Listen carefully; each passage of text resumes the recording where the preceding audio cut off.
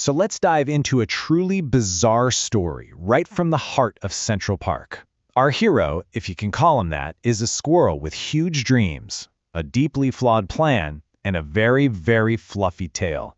His name? Nutzo McFluRytail. And his ambition is about to cause some serious holiday mayhem. And there it is, right out of the gate, the grand declaration. See, this isn't just about spreading some holiday cheer. Oh no. This is a hostile takeover of Christmas, with a special clause for nut acquisition. You just have to appreciate that classic villain laugh, even if he, chokes on it a little. This one moment really sets the stage for everything that's about to go wrong. So, you're probably asking, why February? Is this some kind of deep statement on modern consumerism? A bold artistic choice?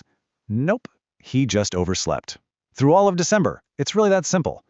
So his first official act as the Santa of February was to borrow a festive hat from a local pigeon, who, let's just say, was not a willing participant in the transaction. Okay, so we know the why. Now we move into phase one of the actual operation. Nutzo wants a winter wonderland, but there's one tiny problem. It's February. There is no snow. And this, right here, is where his unique brand of chaotic genius really starts to shine. This is his first big logistical hurdle, right? I mean, how are you supposed to create that magical Christmas vibe when the weather just isn't playing along? For a squirrel like Nutzo, a lack of resources isn't a problem. It's just an invitation to get, well, let's call it creative. And there you have it, his solution. No magic, no waiting for some freak blizzard, just a good old-fashioned heist at the local hot dog stand. He decided if nature wouldn't provide snow, he'd just make his own, one stolen ice cube at a time. You got to admit, it's resourceful. And you have to picture this. He wasn't just carrying the ice, he was stuffing his cheeks full of it, creating these makeshift snowballs. The result was this wonderfully absurd image, a squirrel with a clear case of what you can only describe as festive mumps. So with the snow situation more or less handled, it was time for decorations. And if you thought the snow solution was unconventional, just you wait. This is where the plan really starts to go off the rails. Being a true Christmas visionary, Nutzo sources his garland from a nearby trash can. But the key detail here, the most important part, is its condition. Dangerously stale. This isn't just some quaint, rustic decoration. This is an accident waiting to happen. And here we have our first victim.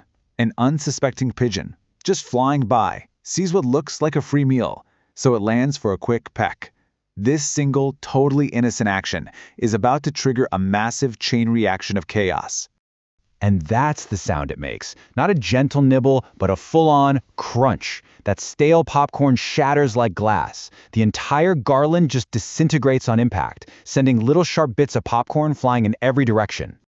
And here's the collateral damage. The popcorn shrapnel hits a sleeping raccoon, waking him up from what was probably a beautiful dream about dumpster sushi. And just like that, a very grumpy, very vengeful raccoon has now entered the chat. The stakes have officially been raised. So now Nutzo's starting to panic, and he rushes to the grand finale of his decorating plan. The lights. And his method is, let's just say it's questionable. He's got faulty lights, he applies them to the tree with what looks like a wrestler's chokehold, and he has a complete disregard for the basics of electricity. What could possibly go wrong?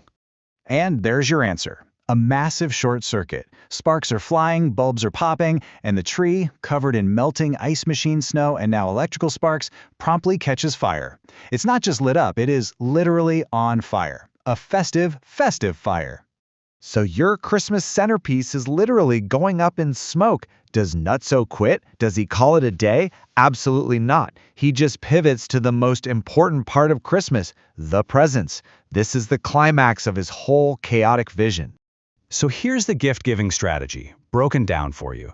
The presents are acorns. The wrapping paper is old chip bags. And the target audience is, quite simply, everyone.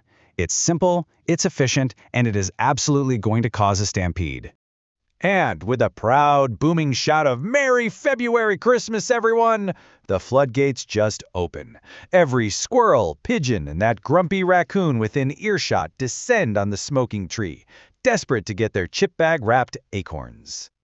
Right in the middle of this whirlwind of fur and feathers, there is one single human witness, a deeply, deeply confused yoga practitioner. She's probably just wondering if this is some new avant-garde form of performance art. Her quiet confusion is the perfect contrast to the animal frenzy happening all around her. And just as this acorn-fueled riot hits its absolute peak, an authority figure finally appears on the scene. The park ranger arrives, probably expecting a quiet shift, and instead finds a smoking tree and a full-blown animal war zone in the middle of his park. And here you really see the two perspectives clash. From Nutzo's point of view, this is the magic of Christmas. He's a generous gift giver. It's a festive celebration. From the ranger's point of view, it's a smoking tree, an acorn battlefield, and a calendar that very clearly says February 15th. Reality comes crashing down, and it crashes down hard. And so our little story starts to wind down. The grand experiment is officially over, and it's time for our ambitious little squirrel to learn a very, very important lesson about, well, timing. And this is the ranger's final piece of wisdom. He's not angry, just tired, and incredibly practical. He doesn't even scold Nutzo. He just offers some dry, sage advice for his next holiday-themed adventure. It's really the perfect understated end to all the chaos. Which, of course, leaves us with one final question. After a failure this spectacular, what does a squirrel like Nutzo even do? Does he give up on his dreams of bringing unseasonal holiday joy to the masses? Does he finally learn his lesson about timing? Of course not. He just pivots. He goes right back to his tree hole and starts planning his next grand scheme, Easter in July. Because for a squirrel like Nutzo McFluRytail, the dream never ever dies. It just changes seasons.